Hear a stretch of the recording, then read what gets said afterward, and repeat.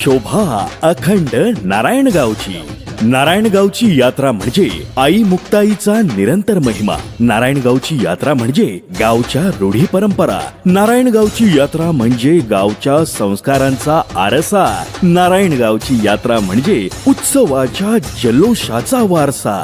श्री क्षेत्र नारायणगावचे आराध्य दैवत श्री मुक्ताई देवी व श्री काळोबा देवाची यात्रा सालाबाद प्रमाणे याही वर्षी सोमवार दिनांक 13 एप्रिल 2026 ते सोमवार दिनांक 20 एप्रिल 2026 पर्यंत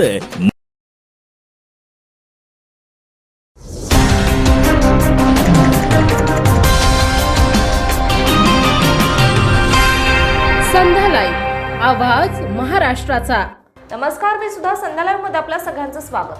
पुणे महानगरपालिकेत सध्या विकास कामांपेक्षा टक्केवारी आणि कमिशनचा खेळ जोरात सुरू असल्याचं चित्र समोर येत आहे.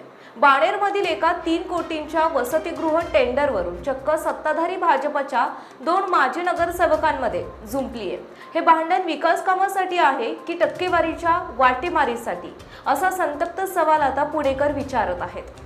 त्यांना टक्केवारी हवी होती, त्याच्यामुळे हा वाद झालेला आहे. त्यांच्या मनमर्जीतला ठेकेदार आहे तो RR धोत्रे जो आहे, त्यांच्या घरापाशी राहणारा व्यक्ती आहे आणि त्यांना त्याच माणसाला काम पाहिजे, त्याला टक्केवारी पाहिजे, म्हणून त्या माझ्या अंगावरती धावून आल्या. माझ्या प्रभागातलं हे काम आहे, माझी नगरसेविका झाल्या तुम्ही, मी स्टँडिंग आहे, तुम्ही अजिबात ह्याच्यामध्ये लक्ष घालायचं नाही, आता मी तिथली मालकी नाही, मी बघून घेणार, ह्याच्यावरनं वाद झालेला आहे. पण मूळ प्रकरण काय आहे नेमकं? त्यांना वसतिगृह होऊ द्यायचं नाहीये. वसतिगृह कुठे आहे? टक्केवारी, त्यांचं मूळ प्रकरण म्हणजे टक्केवारी. नेमकं का, कधीपासून त्याचं काम? 2018 पासून. काय स्टेटस? 2018 पासून त्याचं काम चालू आहे. 4 मजले आता बांधकाम पूर्ण झालेलं आहे, पाणी टाकीचं वगैरे काम झालेलं आहे.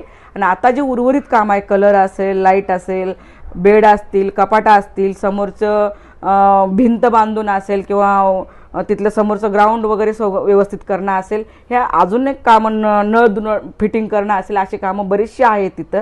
त्या कामाचं 3 कोटीचं म्हणजे 2 कोटी 20 लाखाचं GST वगैरे कट होऊन कोटी ह्याचं काम लागलेलं आहे. त्याच्याच मर्जीतलं त्यांनी तो ठेकेदार बसवलेला आहे आणि त्यांचं ते टक्केवारीसाठी त्याच्यासाठी तिथं येऊन त्या पाठपुरावा करत आहेत. आणि कारण ही मी जर 2018 पासून जर मी काम करत असेल आणि तू माझी नगरसेविका, मी आता स्टँडिंगच आहे, हा रुबाब दाखवणं योग्य नाही आहे. मला माझी टक्केवारी मला घ्यायची, मला माझं असं झालं, ह्या त्यांचे गुंड वगैरे घेऊन येऊन धमकवणं हे आम्हाला मला बरं वाटलेलं नाही, योग्य वाटत नाही आहे.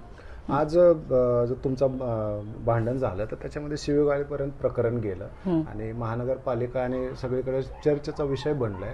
एवढा संताप का झाला तुमचा? कारण आदिवासी मागासवर्गीयांच्या मुलींचं व्यथा ज्या आहेत ना, पारधी समाजातल्या त्यात पारधी समाजाच्या व्यथा ह्या नगरसेविकांना माहिती नाहीये. समाज म्हणून तर ह्यांना कुणालाच माहिती नाहीये.